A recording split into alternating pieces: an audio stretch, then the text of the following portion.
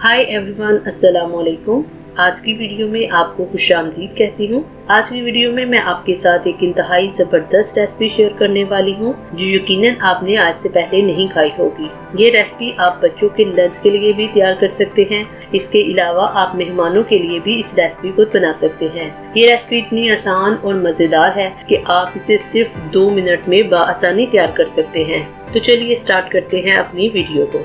इस रेसिपी के लिए सबसे पहले हमने लिए आधा किलो के करीब आलू, जो तकरीबन 500 ग्राम के लगभग है।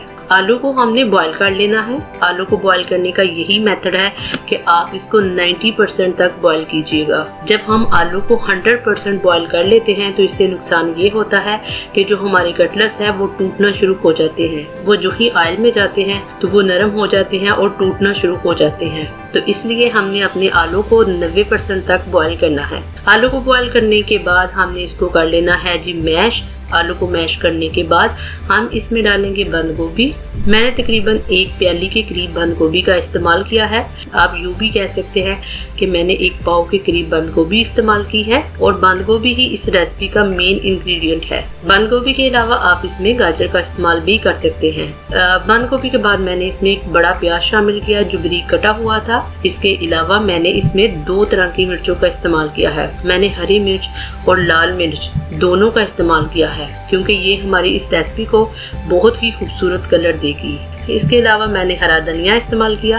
आप यहाँ पे पुदीना भी ऐड कर सकते हैं। तमाम चीज़ों को डालने के बाद हम इनको अच्छे तरीके के साथ मिक्स करेंगे। इन तमाम चीज़ों को डालने के बाद हम इसमें डालेंगे अपने मसाला जात। मैंने अपने मसाला जात में डाला है जी रेड मिर्च। रेड मिर्च मैंने 1.5 से 2 चम्मच इस्तेमाल किए हैं। इसके अलावा मैंने नमक जो है वो अपनी हस्ब ज़रूरत इस्तेमाल किया है। आप भी नमक अपने जायके के मुताबिक इस्तेमाल करें। आप इसमें हल्दी भी ऐड कर सकते हैं, मगर कटलेट्स में जो हल्दी है वो कोई खास टेस्ट नहीं देती, तो इस वजह से आप अगर ना भी डालें तो कोई मसला नहीं। तमाम चीज़ों को मिक्स करने के बाद हमने अपने जो गोदा है उसको साइड पे रख लेना है। 5 से 10 मिनट के बाद हम इसकी बनाना शुरू करेंगे टिक्कियाँ। आप इन टिक्कियों को अपने हाथ की मदद से भी बना सकते हैं। इसके अलावा आप किसी भी सर्कल की मदद से भी ये टिक्कियाँ तैयार कर सकते हैं। तमाम टिक्कियों को बनाने के बाद हम अपनी प्लेटर को साइड पे रख लेंगे और तकरीबन इसे फ्रिज में 10 से 15 मिनट तक रखेंगे। दूसरी तरफ हम अपना लिक्विड मटेरियल तैयार कर लेंगे। लिक्विड मटेरियल तैयार करने के लिए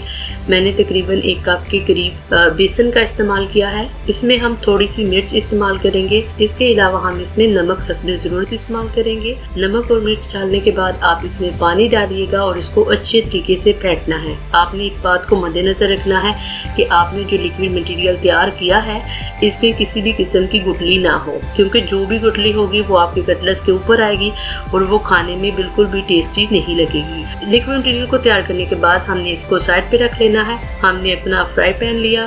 फ्राई पैन आप नॉन स्टिक का भी ले सकते हैं। इसके अलावा आप दूसरा भी इस्तेमाल कर सकते हैं। फ्राई पैन में डालेंगे हम ऑयल।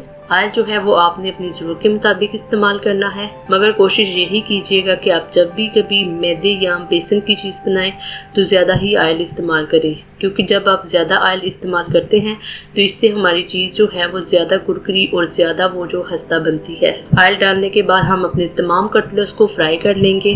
ऑयल डालने के बाद हम अपने कटलेट्स को 1 बाय 1 करके फ्राई करेंगे। आप देख सकते हैं कि जो कटलेट्स है उनकी शेप और उनका कलर बहुत ही ज़बरदस्त और बहुत ही अमेजिंग है। इन कटलेट्स की खुशबू इंतहाई ज़बरदस्त और लाजवाब है। आप देख सकते हैं कि तमाम कटलेट्स का कलर बहुत ही ज़बरदस्त ब्राउन और खस्ता आया है। ये कटलेट्स जितने देखने में अच्छे लग रहे हैं उससे कहीं ज़्यादा ये मज़ेदार भी हैं। इसी तरह हम अपने बाकी कटलेट्स को भी तैयार कर लेंगे। तमाम कटलेट्स को तैयार करने के बाद हम इनको प्लेटर में रखेंगे। आप इन कटलेट्स को चटनी और रायते किसी के साथ भी सर्व कर सकते हैं। तो दोस्तों ये थे हमारे आलू के कबाब। मुझे उम्मीद है कि आपको हमारे ये कबाब बहुत ही अच्छे लगे होंगे। अगर आपको हमारी ये वीडियो अच्छी लगी हो तो वीडियो को लाइक कीजिए, शेयर कीजिए और कमेंट बॉक्स में जाके अपनी राय का इज़हार जरूर कीजिए।